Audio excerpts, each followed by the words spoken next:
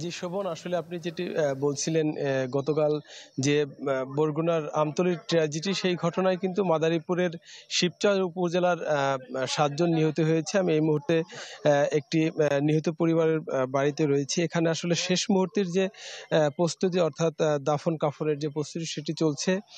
আসলে এই কালাম মাতব্বর এবং বাবুল মাতব্বর এই একই পরিবারের কিন্তু 7 জন নিহত হয়েছে। বিশেষ করে কালাম মাতব্বরের পরিবারের তার স্ত্রী এবং তার 2 সন্তান নিহত হয়েছে। এই ঘটনায় আসলে সর্বশেষ এখানে দাফনের প্রস্তুতি চলছে এবং এখানে কবর খোঁড়া হচ্ছে, মৃতদেহ গোসল করানো হচ্ছে। সকাল 9টার দিকে আসলে এই জানাজা হওয়ার কথা রয়েছে। তো সব মিলিয়ে এলাকায় কিন্তু পুরো এলাকায় স্তব্ধ হয়ে পড়েছে এবং তারা সবাই বলছে এই যে ঘটনাটি, সেই ঘটনার যেন পুনরাবৃত্তি না হয় এবং এরকম আসলে কাদের অবহেলা রয়েছে, কি কারণে এই ঘটনাটি ঘটতে পারে, এই বিষয়ে কিন্তু তারা তদন্ত দাবি করেছে।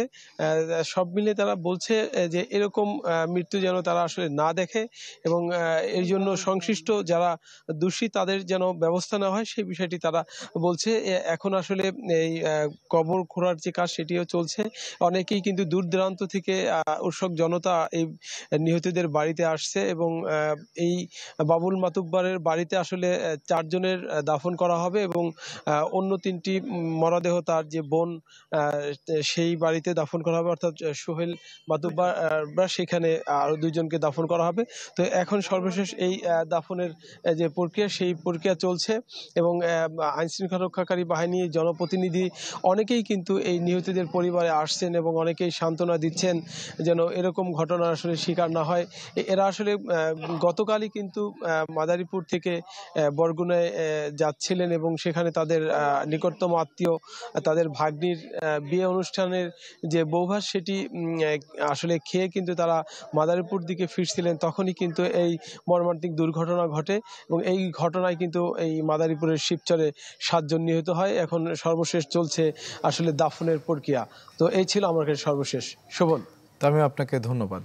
দর্শক, এবারে বরগুনা থেকে যুক্ত হচ্ছেন আমাদের আরেক সহকর্মী আবু জাফর সালেহ।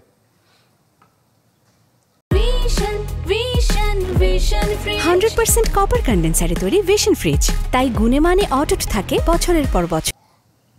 শোভন, গতকাল যে বিয়ের যাত্রী নিয়ে যে সেতু ভেঙে যে মাইক্রোবাস খালে পড়েছিল, আমি সেই জায়গাটিতেই এখন রয়েছি এবং এই যে ব্রিজটি হলদিয়া হাট, এটি এপারে চাওড়া ইউনিয়ন, ওপারে কিন্তু হলদিয়া ইউনিয়ন, দুটি ইউনিয়নের সংযোগ।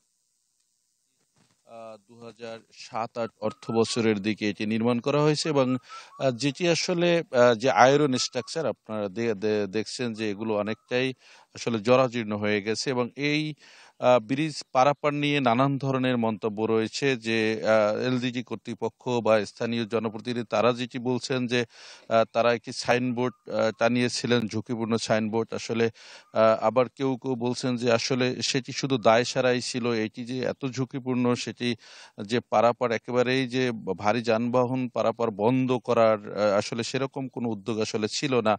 আবার আরো আমি সকালে এসে যে এখানে যারা প্রত্যক্ষদর্শী তাদের কাছেও যে বিষয়টি আমরা জানতে পেরেছি যে সে মাইক্রো চালক তিনি বলেছিলেন যাত্রীদেরকে যে নামিয়ে তাদেরকে নামার জন্য, আসলে যাত্রীরা সে নামেননি, তারা এই ব্রিজের উপর দিয়ে কিন্তু তারা গেছেন।